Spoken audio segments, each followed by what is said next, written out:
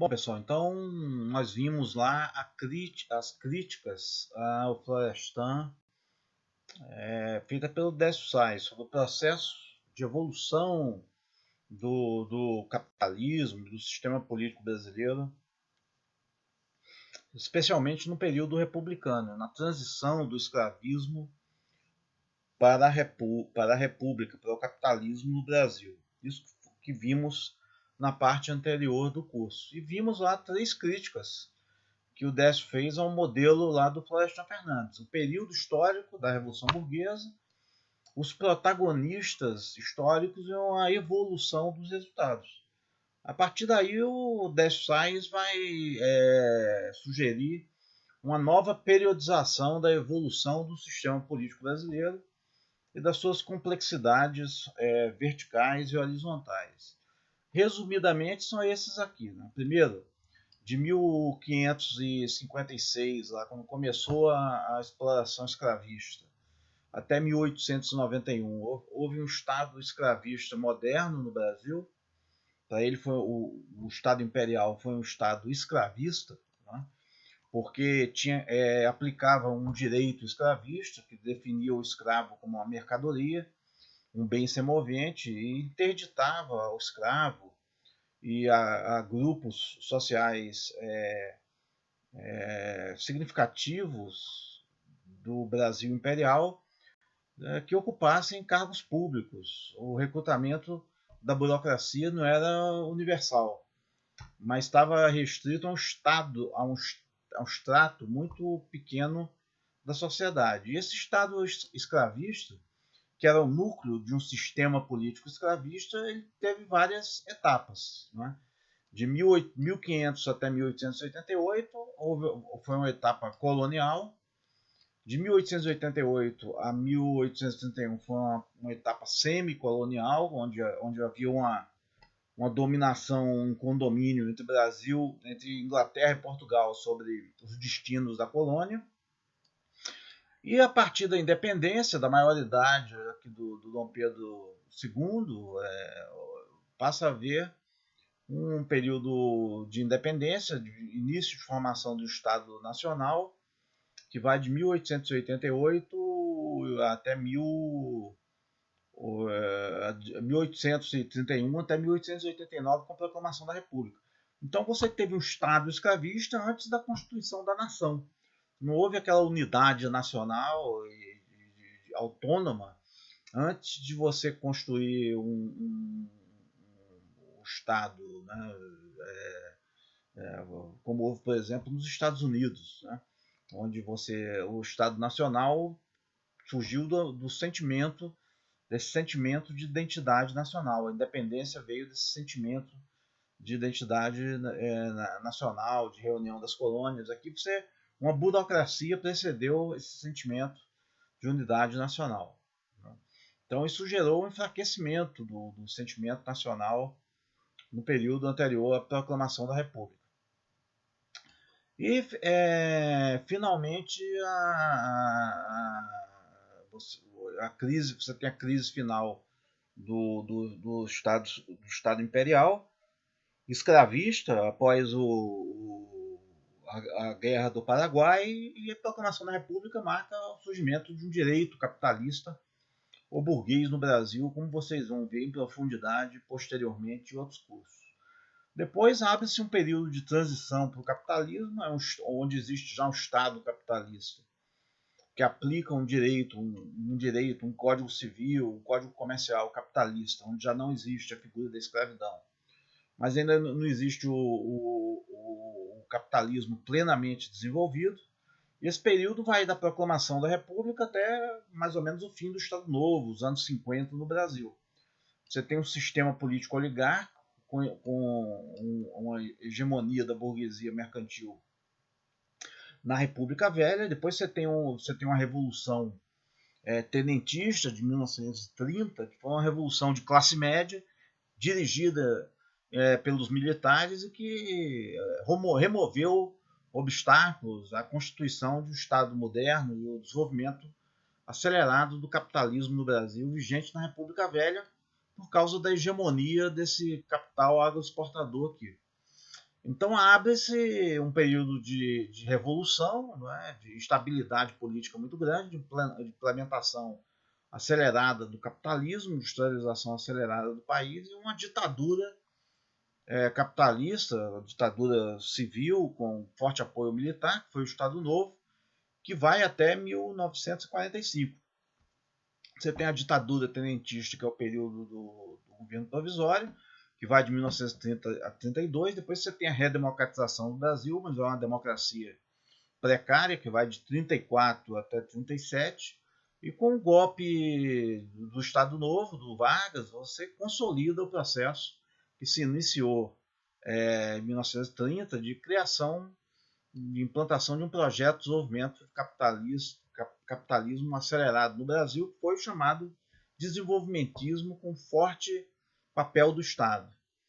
E após o período do fim da Segunda Guerra Mundial, você tem uma democracia capitalista limitada, que suprime várias liberdades políticas, mas ela continua o esforço de industrialização do Brasil.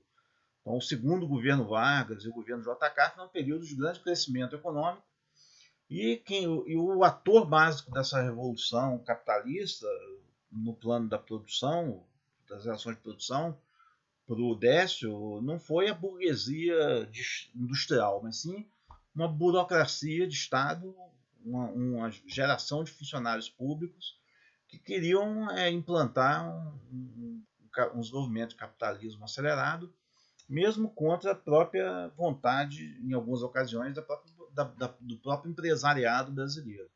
Então a burocracia teve um papel importante no desenvolvimento capitalista. Vem aí o termo desenvolvimentismo, que a gente vai ver várias vezes ao longo dessa parte final, desses 2 terços finais do curso.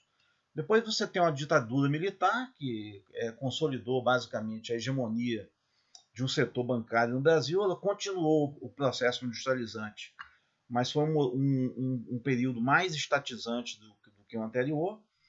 E esse estatismo da ditadura militar, ela provocou um endividamento muito grande do Estado e terminou deixando o Estado dependente tanto do capital bancário nacional, através de uma dívida pública muito grande, como do capital estrangeiro, através de importações, a dependência tecnológica da indústria brasileira, de matérias-primas e de tecnologia estrangeira.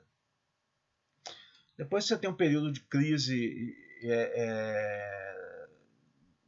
da ditadura e de reforma, de transição para uma democracia, que vai mais ou menos até 1988 e 89, e finalmente uma democracia capitalista limitada e a emergência de líderes personalistas que corporificam esse anseio a uma cidadania plena da opinião pública brasileira, na ausência de instauração de um welfare state e da criação de partidos social-democratas ou socialistas de massa que tenham maioria ou grandes bancadas no parlamento, como é o caso dos países europeus, dos Estados Unidos, do Canadá, do Japão e outros países que foram bem sucedidos em implementar um modelo de desenvolvimento capitalista mais igualitário.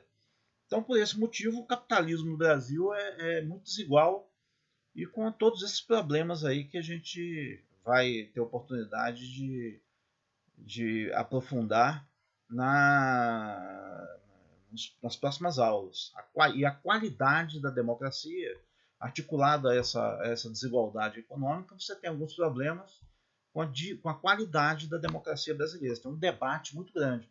E é por esse motivo que a questão da reforma política nunca sai da agenda do Brasil. Né? Toda a legislatura do Congresso começa a se debater reforma política, tem as propostas mais mirabolantes de reforma política. Isso é um sintoma já de que alguma coisa não vai muito bem. Em todo lugar existe descontentamento com o sistema político, em todo lugar do mundo, mas no Brasil isso é um tema recorrente, né, com uma frequência muito grande. E não é por acaso, a gente vai ver diversos indicadores que mostram que o descontentamento da opinião pública brasileira com o desempenho do sistema político no pós-88 é muito grande, se comparado a outros países. A gente vai procurar refletir sobre as causas disso. Boa parte dessas causas são históricas, algumas dessas causas são históricas e que não houve vontade política para resolver esse déficit histórico do sistema político brasileiro. Em relação ao Edson Nunes, também eu vou mencionar brevemente, sem aprofundar muito aqui, porque a gente vai debater isso em vários momentos do curso. Ele vai afirmar que existem várias gramáticas de intermediação da relação entre sociedade e Estado no Brasil instauradas no pós-30 e que, de certa forma, substituíram os partidos políticos e o parlamento enquanto órgão de representação. Essas gramáticas são o clientelismo, o corporativismo, o insulamento burocrático e o universalismo de procedimentos. E para cada termo desse existe uma série de definições, mas resumidamente, o clientelismo é uma relação de troca de vantagens mútuas entre o cidadão e uma autoridade pública, um potencial político e um potencial eleitor. Então você recebe um benefício concentrado em troca do seu voto ou da sua lealdade política. Então isso é o clientelismo, é o famoso tomar lá da cá entre eleitor e administração pública ou lideranças políticas. Então é um tema que a gente vai ver recorrentemente ao longo do nosso curso também.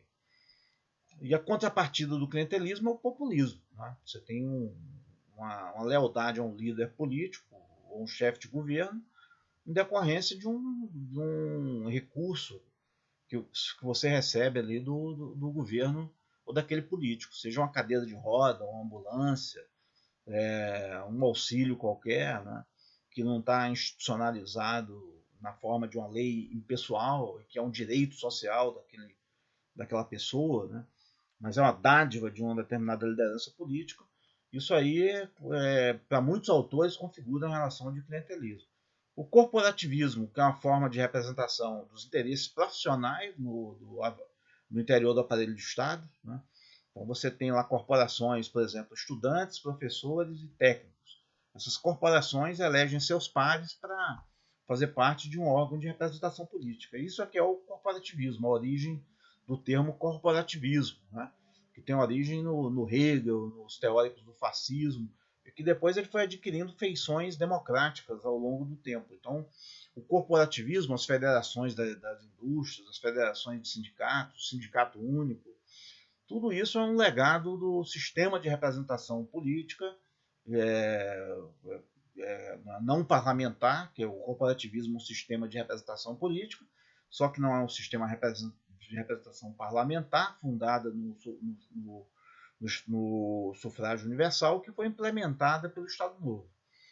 Terceira gramática é um insulamento burocrático, também foi implantada pelo Vargas, né? Principalmente a partir da criação de órgãos de planejamento econômico durante o Estado Novo. Então, o Vargas criou vários órgãos de planejamento econômico durante o Estado Novo, que foram dinamizados durante o período 45-64, e esses órgãos insulados, sem o controle social da sociedade ou sem o controle parlamentar de um parlamento forte, eles terminaram conduzindo a implementação de várias políticas públicas-chave no Brasil no período posterior a 30, principalmente no período posterior a 1945. E isso também gerou impactos fortes na evolução do sistema político brasileiro. E, finalmente, o universalismo de procedimentos, que é uma contrapartida desse insulamento burocrático, que é o recrutamento de órgãos de excelência da administração pública através do mérito, de critérios meritocráticos.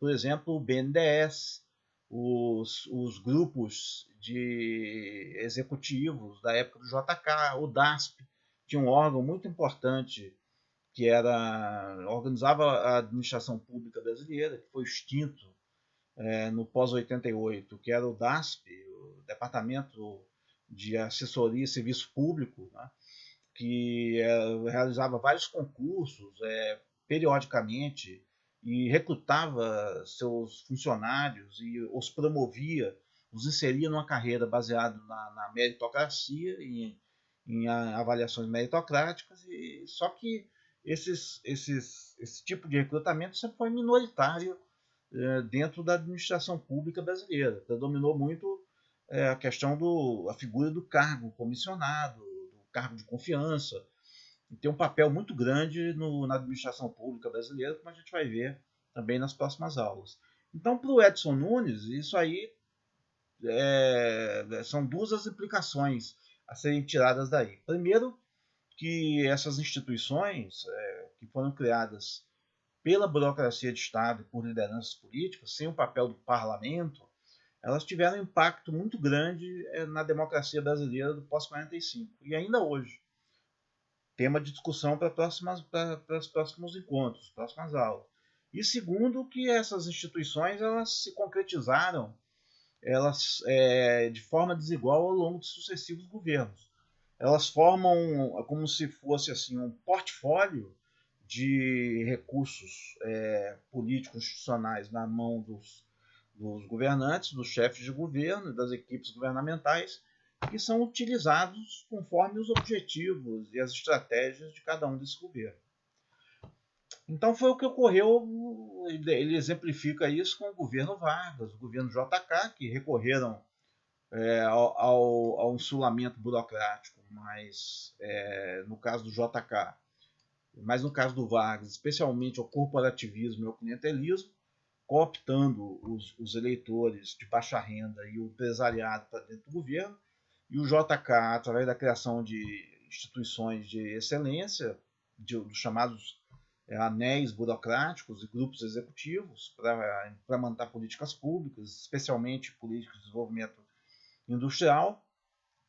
Isso terminou esvaziando, segundo ele, o legislativo e o parlamento como órgão de implementação, de fiscalização de políticas públicas e dificultando a institucionalização dos partidos políticos aos olhos da população, aos olhos da opinião pública. E o Goulart recorreu especialmente ao clientelismo. Depois houve o período do regime militar, da ditadura militar, que recorreu ao insulamento burocrático. Ele continuou esse esforço de industrialização, só que aumentou o intervencionismo estatal e acelerou ainda mais o processo de acentuação das desigualdades sociais, com a industrialização acelerada e um processo de migração do campo para a cidade muito rápido. E também houve uma burocracia. É o período onde os tecnocratas, sem controle do Congresso, dos partidos políticos, tiveram protagonismo na implementação da política econômica. Tecnocratas, geralmente economistas, engenheiros, administradores de empresa, muito competentes, com muito talento, mas sem estar sob escrutínio social. Isso gerou distorções, gerou corrupção, gerou falta de transparência da administração pública, anéis burocráticos, onde empresários e burocratas controlavam determinados setores de implementação de políticas públicas, empreiteiras, empresas de ônibus, grandes bancos, e por aí vai. Né? E, de uma maneira geral, isso provocou um esvaziamento dos partidos e do Congresso. Esse foi o grande legado dessas gramáticas aí para a evolução política recente, né? Para a evolução política brasileira no pós-88. Você teve esse desempenho aí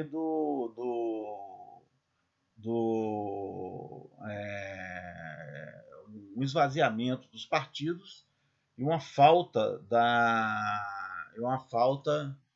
de falta de institucionalização e consolidação das instituições representativas. E aqui alguns pontos para a gente ver nas próximas aulas. Como pensar o Brasil pós-45, pós-88, através desse modelo aí, dessas gramáticas, né? E desses conceitos. Existe ainda o clientelismo no Brasil? Existe um sulamento burocrático? Existe corporativismo? Existe qual o papel do universalismo de procedimentos? A gente tem uma burocracia meritocrática no Brasil hoje. Então são vários aspectos aí que a gente vai ver nos textos posteriores sobre o Estado e o sistema político. Então vem daí essa grande importância dessas instituições para o funcionamento do sistema político brasileiro. E a gente vai ver isso aqui, evidentemente, no nível introdutório, não é? Mas são conceitos aí que estão na boca do povo, no debate público, e vocês têm que saber a origem, pelo menos, desse conceito, de onde ele vem, saber seu conteúdo para acompanhar esses debates na esfera pública aí, que ocorre nos dias atuais. Então, é basicamente isso. E até a próxima, pessoal. Se cuidem aí. Abraço.